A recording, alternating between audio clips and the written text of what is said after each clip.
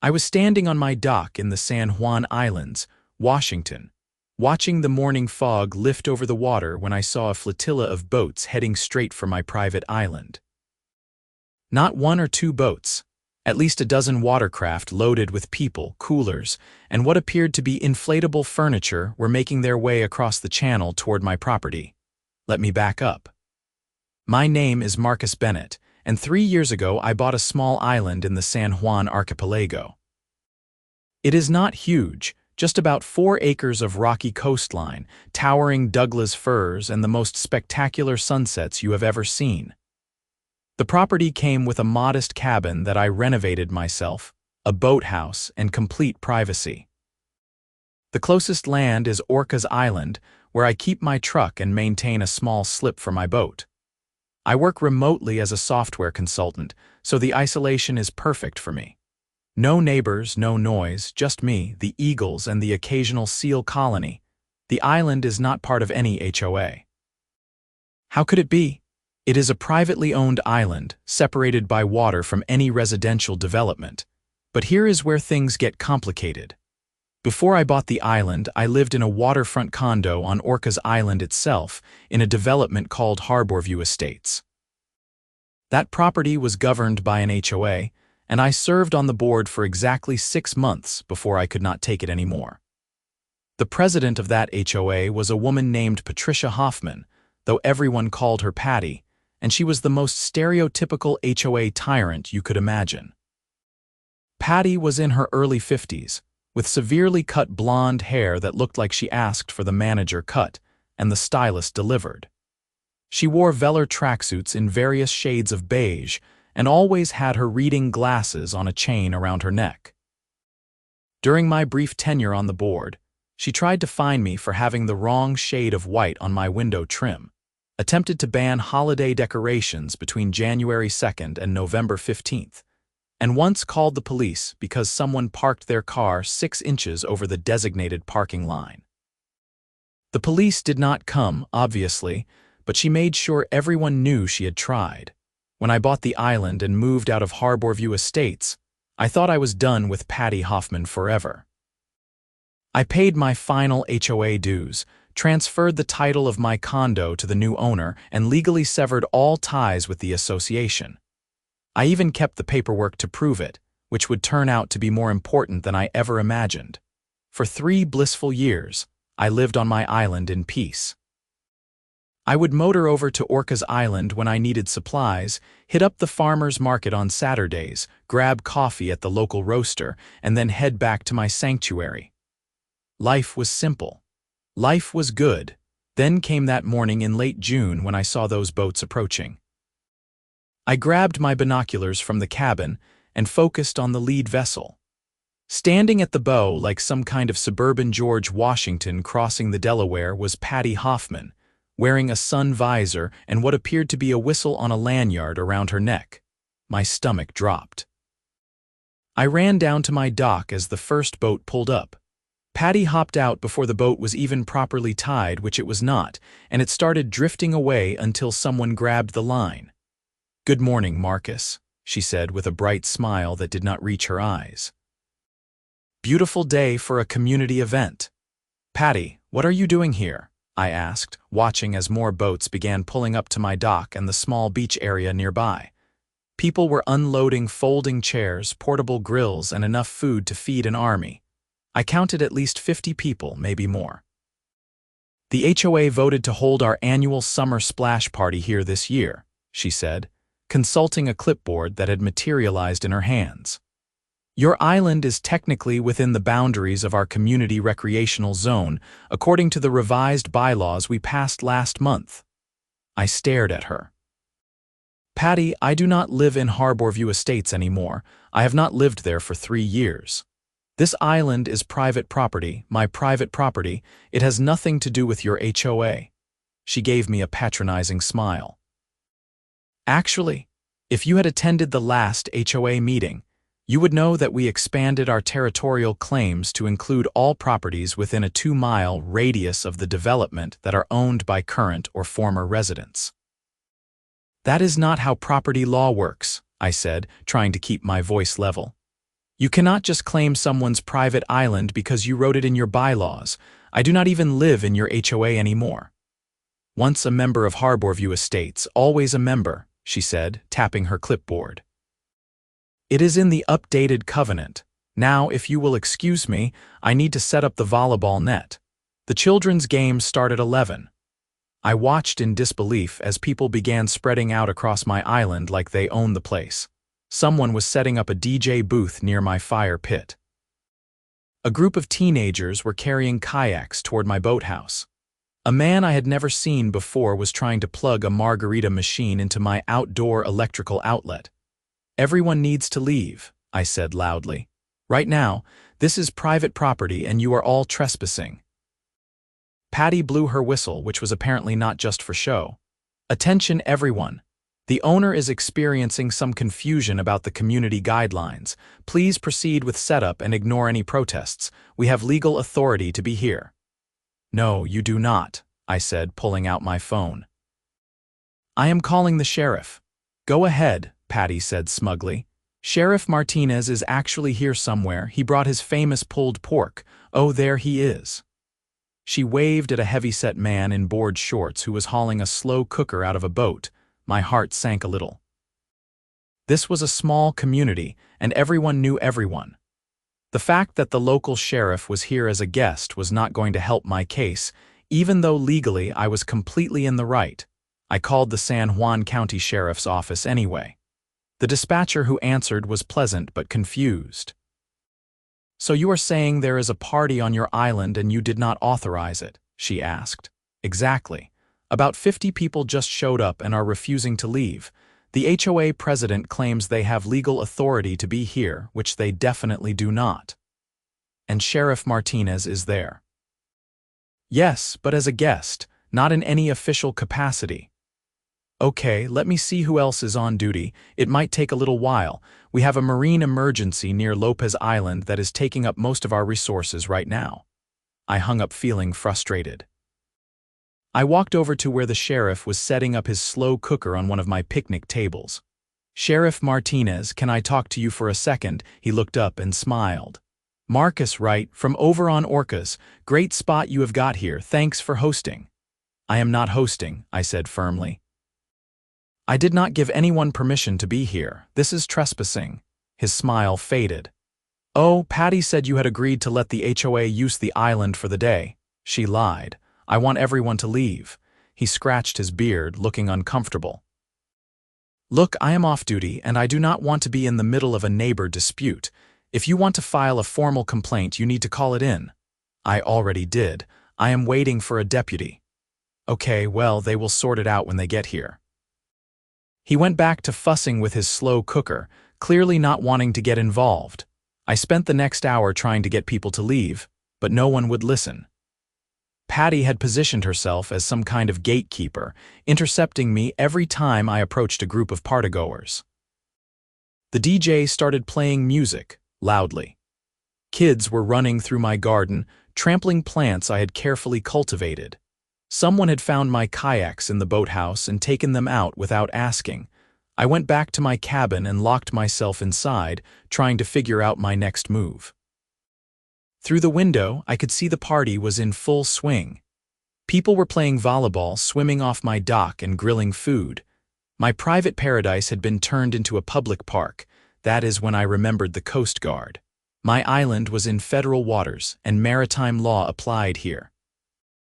Trespassing on island property accessed by water fell under Coast Guard jurisdiction, especially when it involved this many people and potential safety violations. I called the Coast Guard station in Bellingham and explained the situation. The petty officer who answered seemed more interested once I mentioned the number of people and boats. How many vessels did you say? He asked. At least 12, maybe more. Some of them are not properly anchored. A couple have drifted and are just tied to trees on shore. And you are saying this is an unpermitted event on private property? Completely unpermitted. I own this island outright. It is not public land, and the HOA that organized this has no legal authority here whatsoever. We will send someone out to take a look. Probably be about 45 minutes. I thanked him and hung up, feeling a small sense of relief. I made myself a sandwich and tried to ignore the chaos outside. Every few minutes, someone would try to open my cabin door or peer in my windows. I had to yell at one couple who thought my deck was part of the public area and wanted to have their lunch there. Around 1 in the afternoon, I heard the distinctive sound of a Coast Guard vessel approaching. I went outside to see a 47-foot motor lifeboat pulling up to my dock. 2 Coast Guard officers in uniform disembarked, and I hurried down to meet them. "Marcus Bennett," the taller one asked. He had lieutenant bars on his collar. "That is me. Thank you for coming." "Lieutenant Reeves, and this is Petty Officer Chen. Can you explain what is going on here?" I gave them the full story while they surveyed the party. By now, people were starting to notice the Coast Guard presence, and the noise level was dropping. Patty came marching over with her clipboard held in front of her like a shield. "Officers, can I help you with something?" She asked in her sweetest voice. "Are you the organizer of this event?" Lieutenant Reeves asked. "I am Patricia Hoffman, president of the Harborview Estates HOA. This is our annual community gathering. Do you have permission from the property owner to be here?" "The property falls under our HOA jurisdiction," she said, pulling out a sheaf of papers from her clipboard. "As you can see in these revised bylaws." "Ma'am, I am going to stop you right there," Lieutenant Reeves said. "HOA bylaws do not supersede federal maritime law or private property rights." "Do you have written permission from Mr. Bennett to be here?" Patty's smile tightened. "Mr. Bennett is a former member of our association, and as such he falls under our extended community guidelines." "That is a no, then." Lieutenant Reeves turned to address the crowd, which had now gone almost completely silent except for the DJ, who someone finally had the sense to shut off. "Attention everyone. This is private property and you are currently trespassing. You need to pack up your belongings and vacate the island immediately." "Now wait just a minute," Patty said, her voice rising. "We have rights. We planned this event for months. We sent out invitations. People brought food." "Ma'am, you planned an event on someone else's property without their permission. That is trespassing and it is illegal. If you do not comply, we will have to start issuing citations." "This is ridiculous," Patty sputtered. "Marcus, be reasonable. These people have children here. You are going to ruin 50 families' day because of some petty grudge." "I am protecting my property rights," I said. "You should have asked permission. Or better yet, you should have held your party somewhere you actually have the legal right to be." Petty Officer Chen was walking around the island, taking photos and notes. He came back and spoke quietly to Lieutenant Reeves, who nodded and turned back to Patty. "Ma'am, we also have some safety concerns. Several of your vessels are improperly secured. 2 boats have drifted from their moorings and are currently grounded on the rocks on the north side of the island. You also have more people here than the dock and beach area can safely accommodate. This is a hazardous situation." Patty's face was turning red. "We have been coming to the San Juan Islands for years. We know what we are doing." "Then you should know better than to organize an unpermitted event of this size on private property," Lieutenant Reeves said. "Everyone needs to leave now, or we will call in additional support from the Sheriff's Department to assist with removal and issue citations for trespassing." That finally seemed to break through. People started packing up their things, grumbling and shooting me dirty looks. I did not care. They were invading my property. Sheriff Martinez approached me with an apologetic expression. "Marcus, I am sorry. I really did not know. Patty told everyone you had agreed to this." "It is fine," I said, though it was not really fine. "Just help make sure everyone gets off safely." It took nearly 2 hours to evacuate everyone. The 2 boats that had grounded on the rocks needed to be towed off, which required calling in another vessel. Several people had gotten so comfortable that they had unpacked multiple coolers, set up elaborate beach tents, and even brought portable toilets, which now had to be disassembled and loaded back onto boats. Patty supervised the evacuation with a martyred expression, making sure everyone knew that I was the villain in this story. I heard her telling people that I had changed my mind at the last minute and always had control issues, which is rich coming from someone who tried to find me for the wrong shade of white paint. Lieutenant Reeves stayed until the last boat left, then came to find me. I was picking up trash that had been left scattered across my property despite my asking people to clean up after themselves. "Mr. Bennett, I need to get some information from you for our report," he said. "This is going to be formally documented as a trespassing incident." We went to my cabin, and I gave him copies of my property deed, my records showing I had left the Harborview Estates HOA years ago, and my documentation proving I had never given permission for this event. He photographed everything and took detailed notes. "This is pretty cut and dry," he said.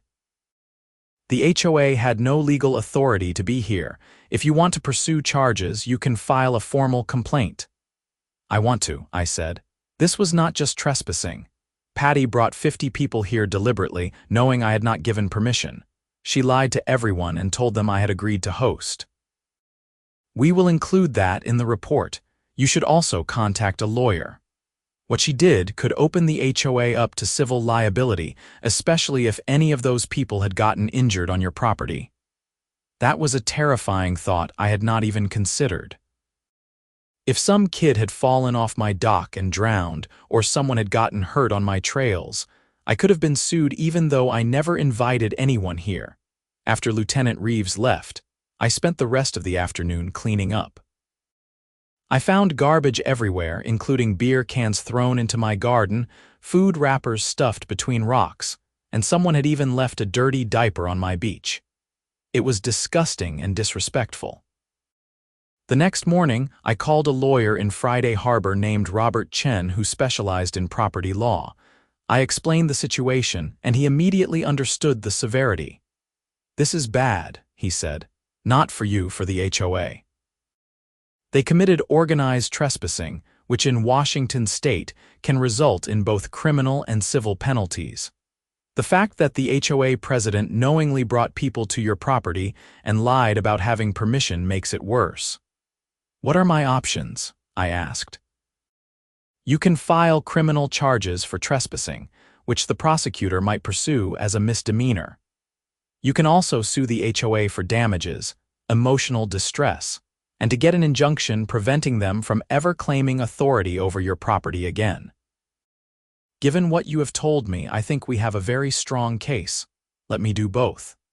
I will draft the paperwork. In the meantime, document everything. Take photos of any damage or trash they left. Get a copy of the Coast Guard report, and if anyone from the HOA contacts you, do not engage. Let them know all communication needs to go through me."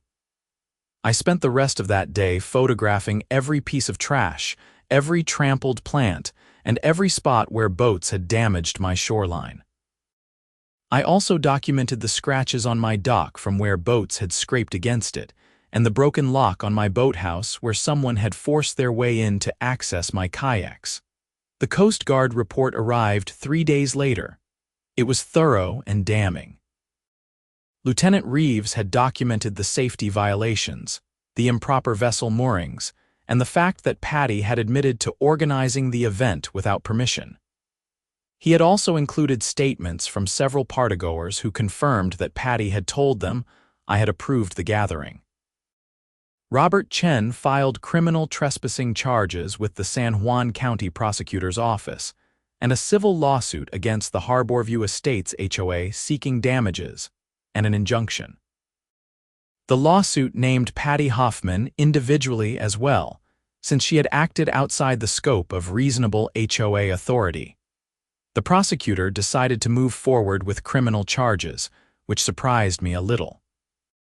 Apparently, organized trespassing with 50 people on private island property was serious enough to warrant prosecution, especially given the Coast Guard's involvement and safety concerns.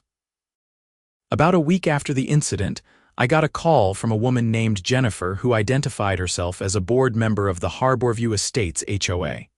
She sounded stressed. "Mr. Bennett, I am calling to apologize for what happened. Most of the board had no idea Patty was planning this." She told us she had secured a venue on Orcas Island, but she never mentioned it was your private island or that you had not given permission. Did she actually put it to a board vote? I asked. She claimed she did, but we have been going through the minutes and there is no record of it. She also used HOA funds to rent most of the boats, which was not authorized. We are dealing with our own internal issues because of this. You should be, I said. What she did was illegal. We know, the board is voting tomorrow to remove her as president. We are also consulting with our own lawyer about whether to cooperate with the prosecution. Several board members think we should. That is between you and your lawyer, I said. But for what it is worth, Patty did not act alone. She convinced 50 people to come to my island. Someone should have questioned whether this was legal. You are right. I am so sorry. Is there anything we can do to make this right? Stay off my island. Do not ever claim you have authority over my property. And make sure everyone in your HOA knows that I am not a member and never will be again. Understood. The criminal case moved forward. Patty was charged with criminal trespass in the second degree, which in Washington is a misdemeanor. She pleaded not guilty and hired a lawyer who argued that she had a good faith belief that the HOA had authority over my property based on the bylaws she had written. The prosecutor was not impressed. At the arraignment, which I attended via video link, the judge listened to both sides and set a trial date. Patty's lawyer tried to get the charges dismissed, arguing that this was a civil matter between me and the HOA, but the judge disagreed. The defendant organized an event involving 50 people on private property without the owner's permission, the judge said. This goes beyond a simple dispute. The Coast Guard had to intervene due to safety concerns. The charges will stand. The civil case was moving more slowly, which Robert Chen said was normal. The HOA's insurance company got involved, and their lawyers were trying to argue that Patty had acted outside her authority and therefore the HOA should not be liable. Robert filed a motion arguing that Patty was acting in her capacity as HOA president, using HOA funds and resources, and therefore the HOA was absolutely liable. During discovery, we got access to the HOA's internal communications, and they were illuminating. Patty had sent emails to board members claiming she had my permission. She had also revised the HOA bylaws unilaterally, without a proper vote, to include language about expanded territorial jurisdiction that had no basis in law. Several board members had questioned this, but Patty had shut down the discussion by claiming she had consulted with an attorney, which she had not. We also discovered that this was not the first time Patty had overstepped. She had previously tried to claim HOA authority over a public beach access point, had attempted to issue fines to people who did not even live in the HOA, and had used HOA funds for personal expenses that she claimed were business-related. The board had been too intimidated by her to push back effectively. The trial for the criminal case was set for early September. I had to take my boat over to Orcas Island and then drive to Friday Harbor for the proceedings. The courtroom was small, and I recognized several people from the party in the gallery. The prosecution called me as the first witness. I explained that I owned the island outright, had left the HOA years ago, and had never given permission for any event. I testified about coming out of my cabin to find 50 people setting up a party, and about Patty's refusal to leave when I asked her to. Did Miss Hoffman ever provide any documentation showing she had legal authority to be on your property? The prosecutor asked. She waved some papers at me, which she claimed were revised HOA bylaws. But HOA bylaws do not give anyone the right to trespass on private property that is not part of the HOA, I said. The prosecutor introduced the Coast Guard report, photos of the party, and my property documentation. Lieutenant Reeves testified about the safety violations, and the fact that Patty had admitted she did not have my permission, but claimed HOA authority instead. Patty's lawyer tried to argue that she had made an honest mistake. He called Patty to the stand, and she testified that she genuinely believed the island fell under HOA jurisdiction because I had once been a member. But Mr. Bennett had not been a member for 3 years at the time of this incident, correct? The prosecutor asked on cross-examination. Yes, but once you are part of a community, you have ongoing obligations, Patty said. What obligations? To support community events, to maintain the character of the neighborhood. Did you ever contact Mr. Bennett to ask if you could use his island? Patty hesitated.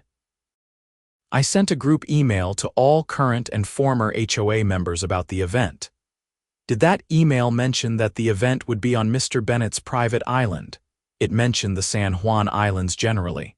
That is not what I asked. Did you specifically tell people, including Mr. Bennett, that you were planning to hold this event on his private property? I may not have specified the exact location.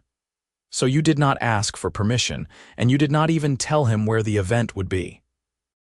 I assumed he would understand that, as a former member, he had a responsibility to the community. The prosecutor let that answer hang in the air. It was clear that Patty had deliberately kept the location vague so I would not find out and stop her. The trial lasted 2 days. The jury deliberated for less than 3 hours before returning a guilty verdict. Patty looked shocked, as if she genuinely believed she would be acquitted. The judge scheduled sentencing for 2 weeks later. At the sentencing hearing, the prosecutor recommended jail time, but the judge ultimately sentenced Patty to 30 days in county jail, suspended pending completion of 200 hours of community service, 2 years of probation, and restitution for my cleanup costs and legal fees related to the criminal case. She was also ordered to stay away from my property and to have no contact with me. Miss Hoffman, you organized a large-scale trespass on private property and endangered the safety of 50 people by holding an unpermitted event in a location that was not equipped to handle that many visitors, the judge said. Your actions showed a blatant disregard for property rights and the law. If you violate the terms of your probation, you will serve the jail time. Do you understand? Yes, Your Honor, Patty said quietly. She looked nothing like the confident woman who had jumped off that boat onto my dock. She looked defeated and small. The civil case settled a month later. The HOA's insurance company agreed to pay me $85,000 for damages, emotional distress, cleanup costs, and legal fees.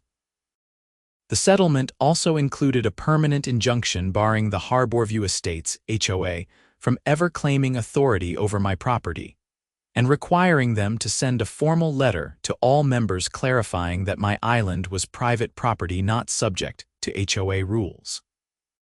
Patty was removed as HOA president and banned from serving in any leadership role in the association. I later heard through the grapevine that she resigned her membership entirely and moved off the island to somewhere in eastern Washington. The whole ordeal lasted about 6 months from start to finish. It was exhausting and infuriating, but in the end, my property rights were vindicated.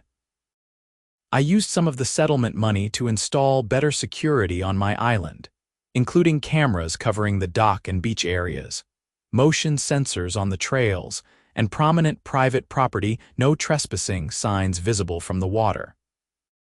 I also used the experience to write a detailed blog post about property rights and HOA overreach that went viral in the Pacific Northwest. I got emails from dozens of people who had their own HOA horror stories, though few as dramatic as mine. Several people asked if they could visit my island to see where it all happened, which was ironic. The answer was no. Life returned to normal, more or less. I still go to Orcas Island for supplies, though I avoid the areas near Harborview Estates. I have seen a few former HOA members around town, and most of them pretend not to know me, which is fine by me.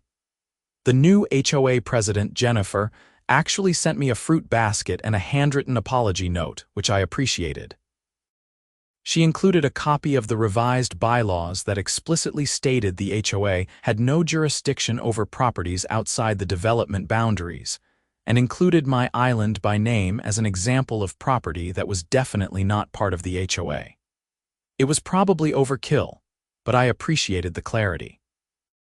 About a year after everything wrapped up, I was having coffee at a cafe in East Sound when a man approached my table. He introduced himself as David, one of the people who had been at the party. "I just wanted to say I am sorry," he said. "I had no idea you had not given permission. Patty told us you were excited to host.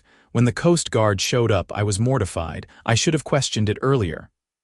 "Did you ever wonder why I was not at my own party?" I asked. He laughed uncomfortably. "Honestly, Patty said you were shy and preferred to stay in the background." It sounds ridiculous now, but at the time it seemed plausible. She was very convincing. "Well, I appreciate the apology. Most people who were there still act like I was the bad guy for kicking everyone out. Some people are like that. They do not want to admit they were wrong. But a lot of us were really upset when we found out the truth. We felt used. Patty made us all unwitting participants in a crime. That made me feel a little better." It was easy to think that all 50 people had been complicit, but the reality was that most of them were just families who thought they were going to a legitimate community event. Patty had lied to everyone, not just me. These days, I am more cautious about who I tell about my island. When people ask where I live, I usually just say in the San Juans and leave it vague.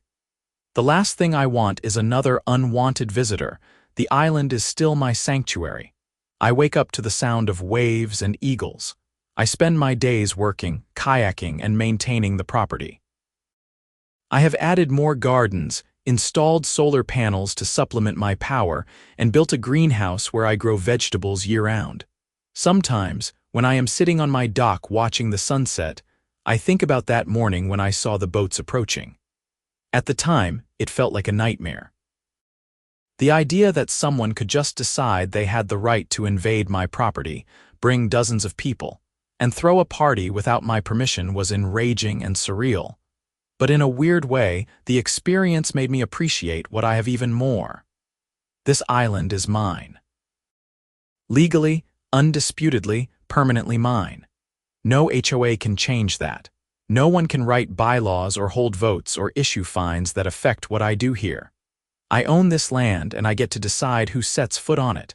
I also learned some valuable lessons about HOAs and the people who run them. Some people are drawn to HOA leadership because they genuinely want to serve their community. But others, like Patty, are drawn to it because they crave control. They want the power to tell other people what to do, and they will go to incredible lengths to exert that power, even when it makes no logical sense. Patty's downfall was that she started believing her own authority was limitless. She thought that because she could fine people for the wrong mailbox color or ban certain types of plants, she could also claim jurisdiction over a private island. She thought that because she was the HOA president, the rules did not apply to her. She was wrong, and the Coast Guard, the criminal justice system, and a civil lawsuit proved it. I heard one more update about Patty a few months ago. Apparently, she tried to run for city council in her new town in eastern Washington, campaigning on a platform of neighborhood integrity and community standards. She lost badly after her opponent dug up the story about the trespassing conviction and ran ads about it. Some people never learn. As for me, I am exactly where I want to be. I have my island, my peace, and my freedom. The HOA is a distant memory, though I keep all the legal documents in a fireproof safe just in case. You never know when someone might try to claim your property is part of their jurisdiction. I did make one change after everything settled down. I got a dog, a rescue mutt named Captain who loves swimming and barking at seals. He is excellent security and even better company. When boats approach the island now, Captain lets me know long before they get to the dock. So far, everyone who has come by has had legitimate business, like the mail boat or the occasional Coast Guard inspection. But if another HOA president ever shows up with a flotilla of party boats, Captain and I will be ready. And so will my lawyer. the Coast Guard, and the very clear legal precedent that says my island is mine and mine alone. The whole experience taught me that property rights matter, that some people will always try to overstep their authority, and that sometimes you have to fight back against unreasonable people who think rules do not apply to them. It also taught me that the Coast Guard takes maritime law seriously, that criminal charges can result from HOA overreach, and that juries do not look kindly on people who organize 50-person parties on someone else's private island. I still get occasional emails from people who read my blog post asking for advice about their own HOA disputes. I always tell them the same thing: document everything, know your property rights, and do not be afraid to get lawyers and law enforcement involved if the HOA is breaking the law. Most HOA disputes do not rise to the level of criminal charges, but when they do, it is important to pursue justice. My island will never be the site of an unauthorized HOA party again. I made sure of that through legal action, proper signage, security measures, and a settlement agreement that puts it in writing. And if I am being honest, the whole experience made for one hell of a story. People always ask me if I regret buying the island because of what happened. The answer is absolutely not. I regret that Patty Hoffman decided to trespass on my property and drag 50 innocent people into her scheme. I regret that I had to spend months dealing with lawyers and court dates, but I do not regret the island itself for even a second. This place is worth fighting for. Every morning when I watch the sunrise over the water, every evening when I sit by my fire pit under the stars, every quiet afternoon when the only sound is the wind in the trees, I am reminded why I bought this island. It represents freedom, independence, and a life lived on my own terms. No HOA can take that away from me. Not now, not ever. Patty Hoffman tried and failed. The law was on my side and justice was served. The Coast Guard made sure of that, along with the criminal justice system and my excellent lawyer. Now, when people ask me about living on a private island, I tell them it is paradise but comes with responsibilities. You have to maintain the property, deal with weather and wildlife, and occasionally defend your boundaries from people who think they have a right to be there. But those challenges are nothing compared to living under the thumb of an HOA president who thinks velour tracksuits and a clipboard give her the authority to control every aspect of your life. I chose the island. I chose freedom. And when that freedom was threatened, I fought back and won. That is the real story here. Not that some HOA Karen trespassed on my island, threw a party for 50 and met the Coast Guard, though all of that is true.